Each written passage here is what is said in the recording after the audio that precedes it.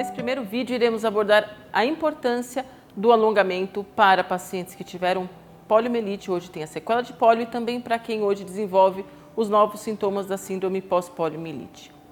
O alongamento ele pode ser realizado antes ou após o exercício, ou ele pode também ser realizado sozinho. Um dia que você está em casa e você está sentindo alguma sensação de necessidade de mexer os membros, de necessidade de mexer os braços ou as pernas, pode fazer um alongamento. Não existe contraindicação a não ser o exagero no alongamento, no movimento. Então, não existe contraindicação, contanto que você não se machuque. Não machuque os seus músculos e as suas articulações. Para isso, nós temos aqui uma paciente, ela teve poliomielite, ela hoje desenvolve os novos sintomas da síndrome pós-poliomielite, então serão demonstrados alongamentos que podem ser feitos com o seu fisioterapeuta, o seu personal trainer, ou podem ser feitos sozinho, sempre seguindo o cuidado de não se machucar.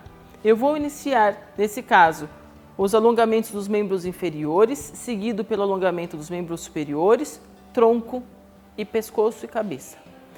Vou mostrar o alongamento deitado, para que todos possam fazer.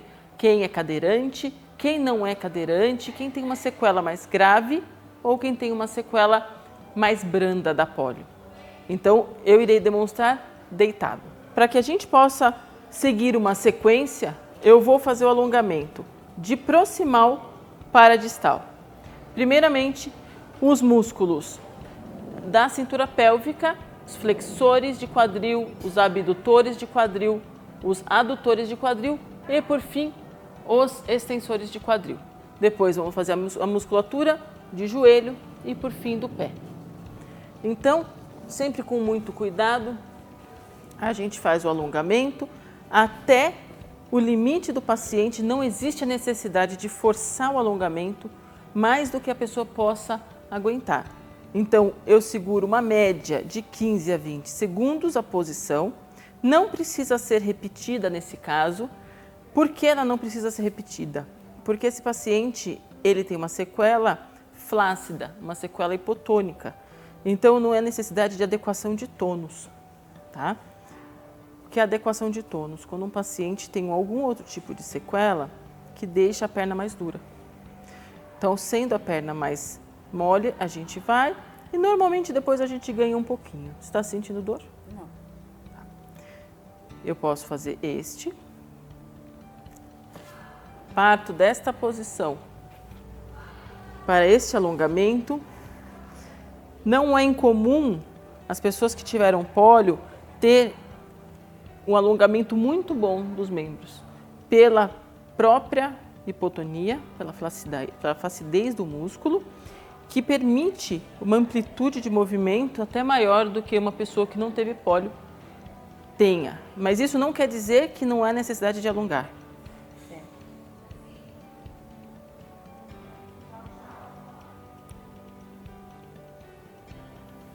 Eu vou agora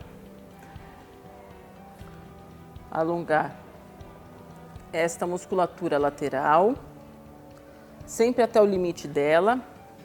Importante eu segurar o ombro dela aqui para que eu consiga o alongamento mais eficiente.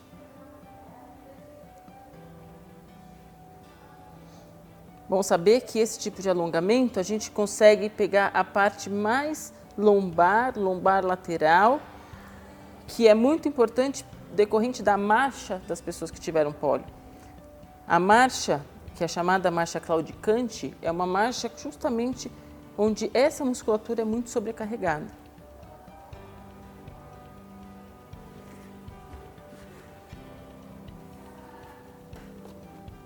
Eu posso seguir com este alongamento, que já pega mais a parte lateral, você sente? Um pouco?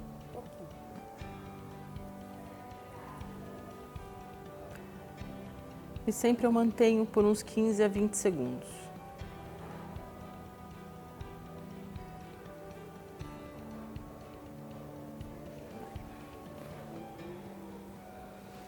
O que eu fiz numa perna, eu faço na outra perna. Importante, se eu tiver que fazer pedir para ela fazer sozinha é um pouco complicado, né? É um pouco complicado porque ela não sabe a intensidade. Uma das coisas que pode auxiliar você que está fazendo sozinha é esse tipo de elástico para as pernas. Se eu fizer o seguinte, se eu colocar esse elástico aqui no pé dela e ajudá-la a levantar, ela segura. E aí fica muito mais fácil para ela descer e subir um pouco. E manter um pouco, se for necessidade dela. Certo? Então, esses elásticozinhos são uma alternativa muito boa para quem tem que fazer sozinho e não tem alguém que ajude. Certo? Pode descer. Bom, essa paciente em questão, como muitas pessoas, tiveram cirurgias feitas nos pés. Isso não é incomum para quem teve pólio. Seja a cirurgia qual for, ela traz hoje uma limitação. Então a gente tem que tomar muito cuidado quando vai alongar o pé, né? A gente acaba puxando um pouco para cima, sempre dentro do limite do paciente. Eu posso associar esse alongamento a este e ela vai sentir um pouco mais, mas a gente percebe uma cirurgia, uma cicatriz de cirurgia aqui e outra aqui. Isso me diz que ela pode ter tido um alongamento de tendão aqui e ela pode ter tido o que a gente chama de uma artrodese subtalar aqui. Isso me diz que ela tem limitado isto aqui. Quer dizer, a inversão e a eversão do pé estão limitadas cirurgicamente e não me cabe forçar isso. Mas ela tem solto este movimento.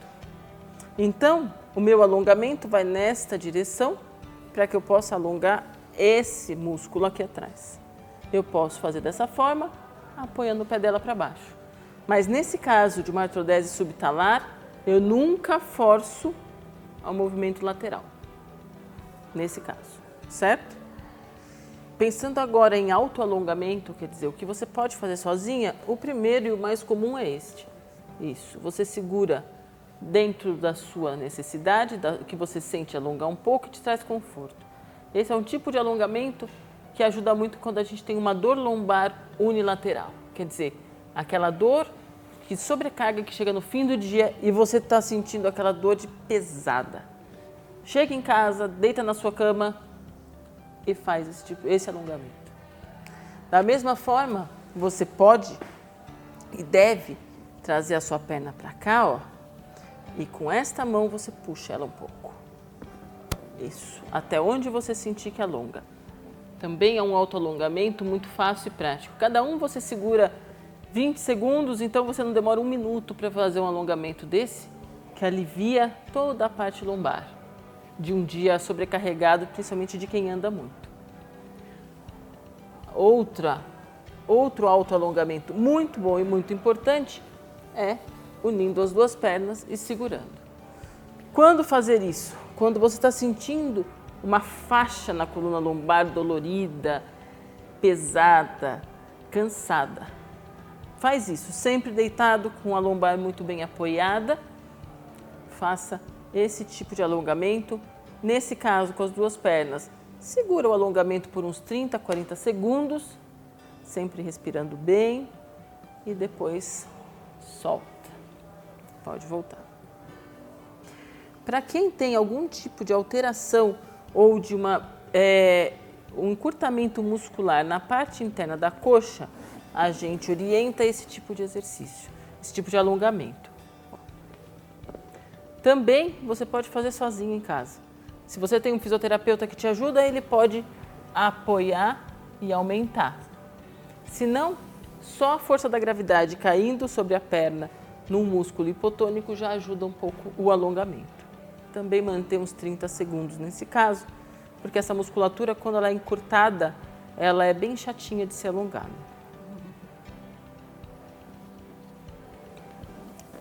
Voltando ao movimento inicial, a gente pode também, com as duas pernas, fazer este alongamento, este ombro fica. Isso. No caso, com o fisioterapeuta, fica fácil da gente fazer isso aqui, ó. Alongar todo o tronco. Se você está sozinho, de novo, você coloca a mão e deixa alongar. O alongamento dessa rotação dos membros inferiores para um lado, ele traz o alongamento mais alto. Ele vem o alongamento mais de coluna torácica, musculatura lateral, até a lateral da coxa. Então, se a sua dor é mais alta, isso quer dizer, não é lombar, é torácica, esse alongamento tem mais eficiência do que uma perna sozinha. Da mesma forma, faça de um lado e faça do outro lado. Isto. É muito importante falar que não é porque uma pessoa tem uma sequela de pólio numa perna e a outra não está afetada, que a pessoa vai alongar uma perna só. O alongamento que é feito para uma perna é feito para outra perna. Ah, mas eu não tenho nada, não sinto nada. A perna que normalmente não tem a sequela, ela é a mais sobrecarregada. Então, por incrível que pareça, ela tem que ser muito mais cuidada do que muitas vezes a perna que tem a sequela da pólio. Aí. Muito bem. Então, fizemos os básicos alongamentos anteriores dos membros inferiores. Agora, eu vou passar para o alongamento dos membros superiores. Para isso, eu vou tirar uma almofadinha. Também podem ser feitos alongamentos deitados ou sentados. Nesse caso, primeiro que eu vou fazer é este daqui. Sente alguma dor no ombro? Não. Ótimo. Não pode doer o ombro. Se existe uma dor que aparece pontual no ombro, quando faz esse alongamento, você deve evitar o alongamento. Porque você pode ter algum tipo de tendinite ou bursite no ombro que agrava quando existe algum tipo de compressão.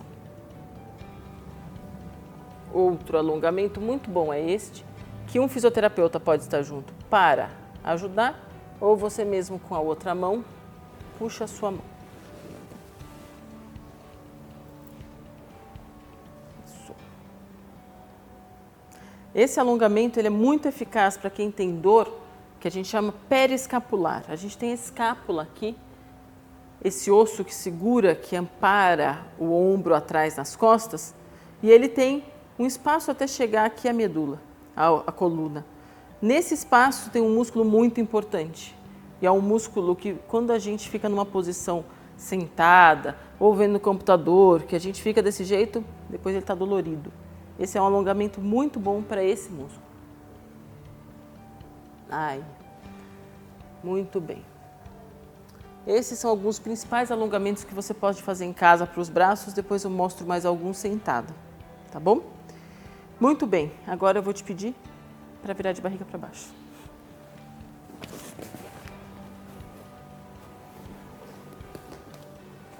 Isso. Deita de forma confortável. Isto. Agora eu alongo os músculos anteriores. Eu já alonguei glúteo, eu já alonguei isquiotibiais, eu já alonguei os adutores, os abdutores e agora eu preciso alongar a musculatura anterior. Para isso, simplesmente eu dobro o joelho e chego o mais perto do bumbum que eu possa, sempre respeitando o limite de cada paciente. Depois de uns 10, 15 segundos, eu volto e faço este alongamento. Para ela parece uma coisa muito fácil, mas para muitas pessoas é um alongamento difícil, porque trabalha uma cadeia de músculos rotadores que muitas vezes aparece uma dorzinha lateral. E depois a lateralização dessa perna, a rotação, e eu seguro deste lado.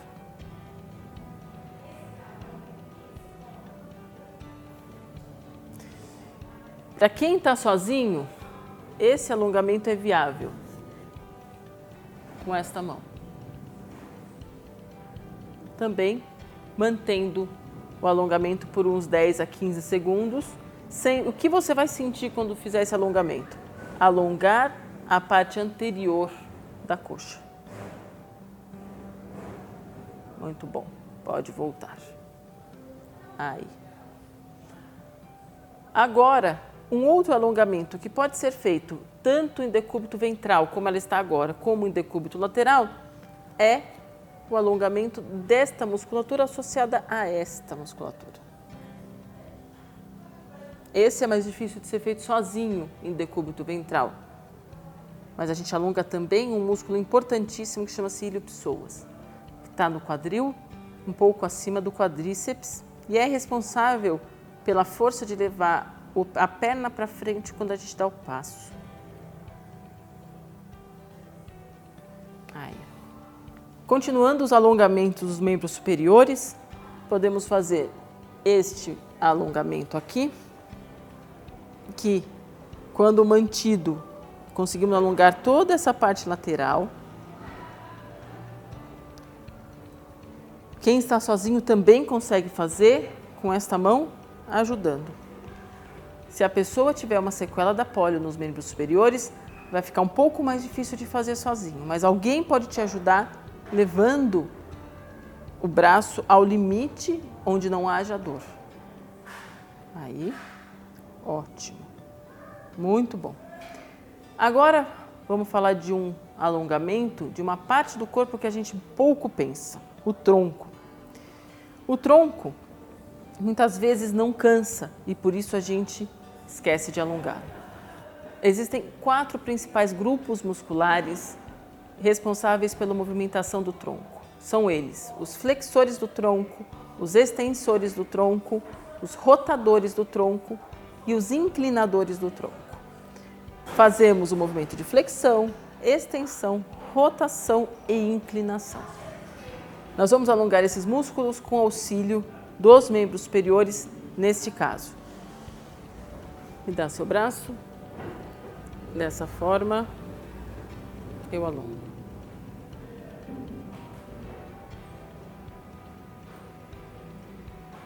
Eu estou fazendo a rotação do tronco.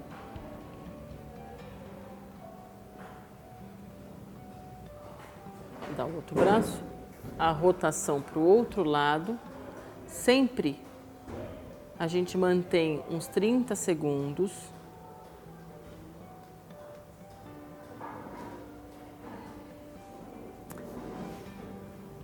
A inclinação do tronco, para facilitar, ela pode vir junto com a inclinação do pescoço. Então, se você colocar a sua mão aqui, inclinar o seu pescoço e inclinar um pouco o seu tronco, você já está trabalhando um pouco essa musculatura.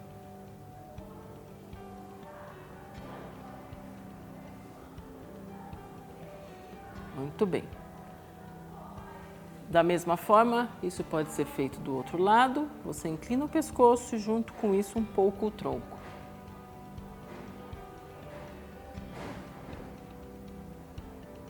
Ai. Mas se você quer inclinar o tronco unicamente, eu estou sentindo uma dor lateral, que eu sinto a necessidade desse alongamento, você apoia a sua mão e você deixa cair um pouquinho. Sempre com segurança. As pessoas que não têm nenhum problema de coluna vão falar, mas eu não sinto nada quando eu faço isso. E é normal não sentir nada. Por que é normal não sentir? Porque os músculos do tronco são muito fortes. São os músculos que nos sustentam o dia inteiro. O tronco sustenta a cabeça sobre o pescoço o dia inteiro sem cansar. Então, não é um músculo que dói, mas é um músculo que, se há uma dor de coluna, se há um problema de costelas, se há um problema de abdominal, aí sim você sente eles. A flexão pode ser feita da seguinte forma: os braços podem ficar entre as pernas e você põe o tronco lá para frente. Isto. É muito importante saber que as pessoas que tiveram pólio muitas vezes têm uma escoliose e às vezes aparece alguma dor. Então faz sempre no seu limite.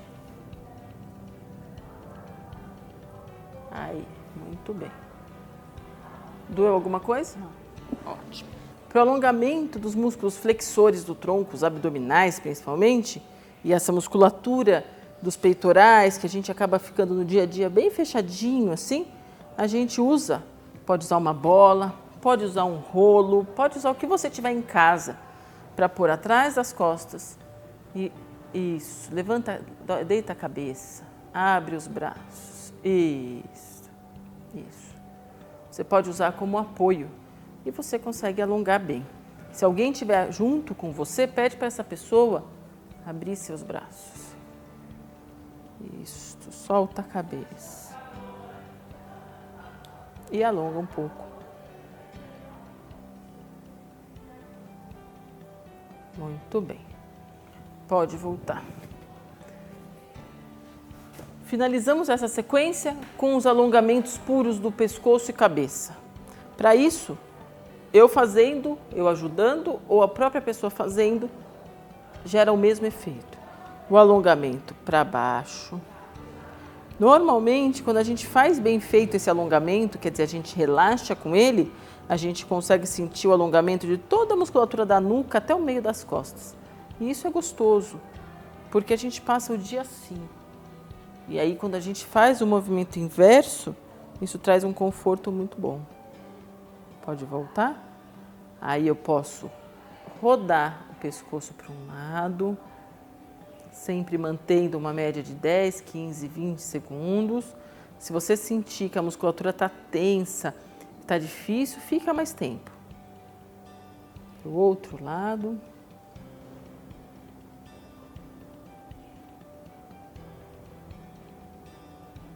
Agora a gente vai para a extensão, então olha lá para cima, lá para cima. Abre um pouquinho a boca, isso, deixa a boca solta para você conseguir esse alongamento.